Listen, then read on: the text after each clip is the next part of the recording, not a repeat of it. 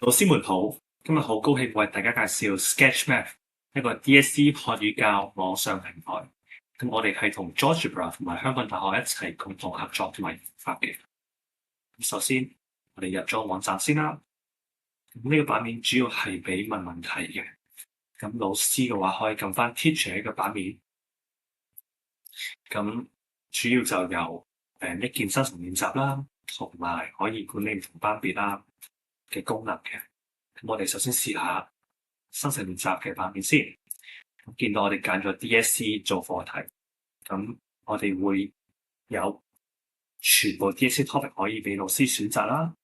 譬如今日我想生成嘅全部 geometry，老師亦都可以打啲 custom instructions，譬如話 Part A cosine rule 係啦，test 學生關於 cosine rule 打呢度啦，都可以揀cross topic 啦，或者個難度嘅。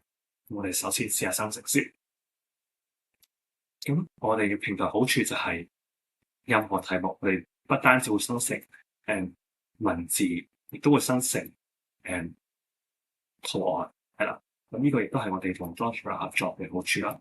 因為我哋可以保證我哋嘅圖案係100% 準確。點解咧？因為所有圖案都係經 Georgebra 去畫嘅。咁 Georgebra 係一個絕對準確嘅數學繪圖引擎咯。所以我哋可以確認每一隻角、每一個長度，亦都係合乎翻佢真正嘅數值嘅。係啦，咁不單止 Georgebra 可以幫我哋畫圖啦，亦都可以幫我哋畫一個 DSE style 嘅圖案。係啦，咁你可以見到呢啲圖案咧，佢係同 DSE style 十分之相似嘅。只要我哋消除咗嗰啲背景咧，可以見到呢個係一個可以即刻嚟用嘅圖案嘅。咁因為我哋係用 Georgebra 嚟畫嘅話咧，老師可以選擇下載圖片啦，可以下載圖片檔案，或者下載 Georgebra 嘅檔案都可以嘅。咁去翻條題目啦，我哋見到我哋 ABC part 全部都係有連貫性嘅，係啦，唔會係逐條出嘅，我哋一次過出嘅。亦都我哋個 solution 咧都係為 DSE 調整過嘅，所有嘅解答方式亦都係合乎 DSE 嘅 syllabus 入邊嘅。咁老師如果想繼續微調或者係想修改呢個題目嘅話，亦都可以喺下邊呢個輸入版面度去打一啲，譬如話 add a part D 咁樣。老師有任何要求可以喺度輸入嘅，咁我哋都喺度都會根據老師嘅要求去繼續去修正個題目，直到老師滿意為止。喂，我哋都見到 DSE 有個趨勢就係 Part B 嘅話 ，Section B 嘅話，其實都好多題目需要畫圖，特別係今年2026年嘅 Past Paper 啦，超過一半嘅 Section B 都要畫圖，畫圖根本係做唔到。咁所以我哋都係希望喺學生做啲題目時候，亦都培養佢哋一個對圖像、對題目本身嘅圖像嘅理解啦。希望學生可以根據佢哋喺平時做練習時候嘅圖案嘅熟悉度，咁就考試嘅時候，我都可以繼續去畫幅圖出嚟，咁佢提升佢成績。係啦，見到我哋都生成咗個 Part D 嘅，所有 solution 都係直線update 嘅。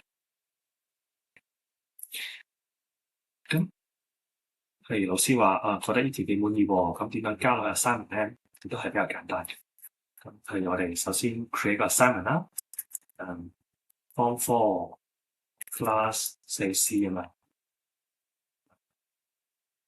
個 assignment 叫做咁嘅名咧，有冇見到生成咗個 assignment？只需要撳呢個 add button 就可以加練習落去啦。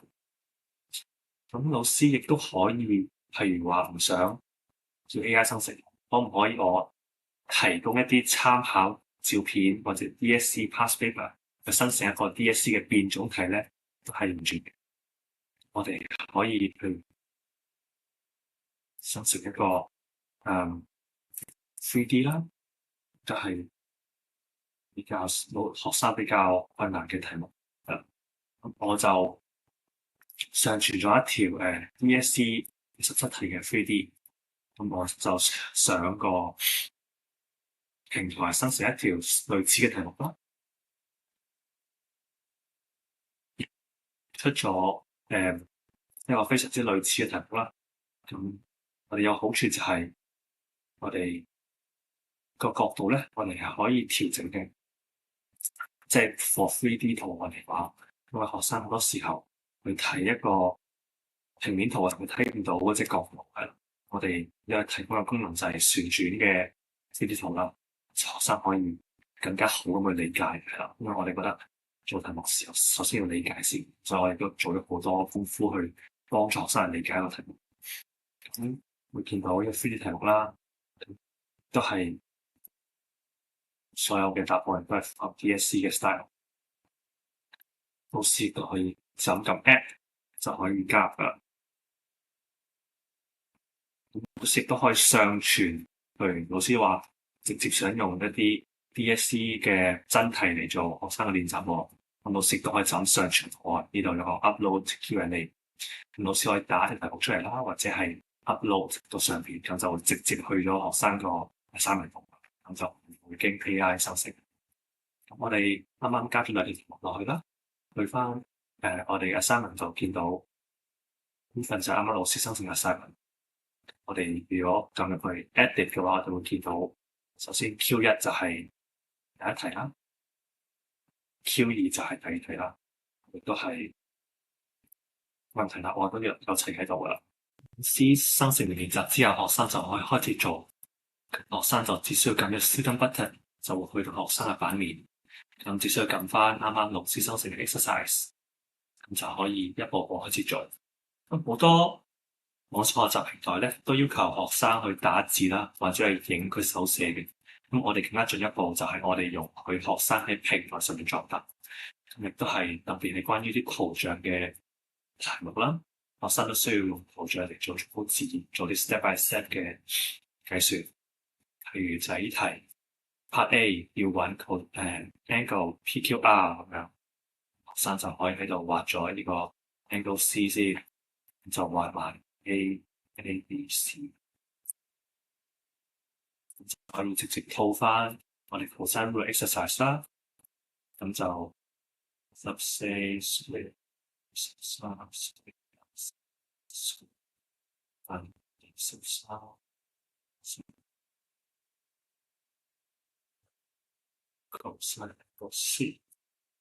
angle C 就會等於9D，係啦，咁就可以將成份草稿加埋個題目，咁就可以 insert to chat， 咁 AI 就可以自動去了解學生你填咗啲乜嘢，咁就可能 This is my answer for part A。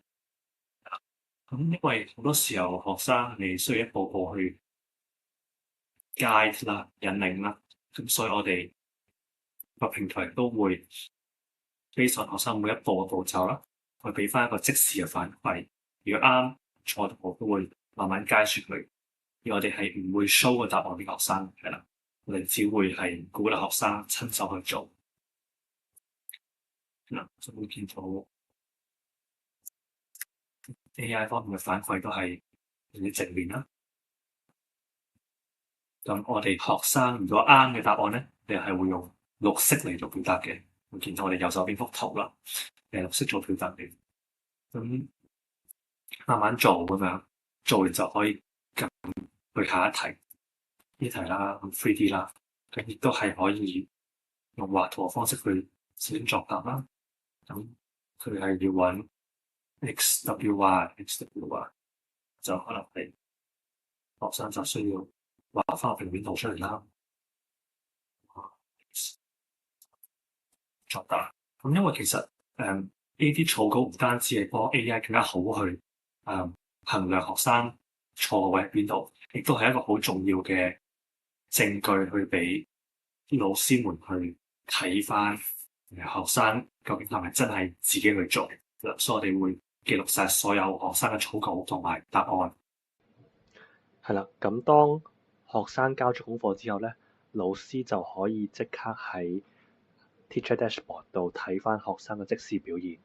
咁我用呢條做 example 啦，咁可以見到第一題學生係攞咗0分嘅，咁老師亦都可以睇翻學生嘅完整作答記錄，去了解點解 AI 會評0分。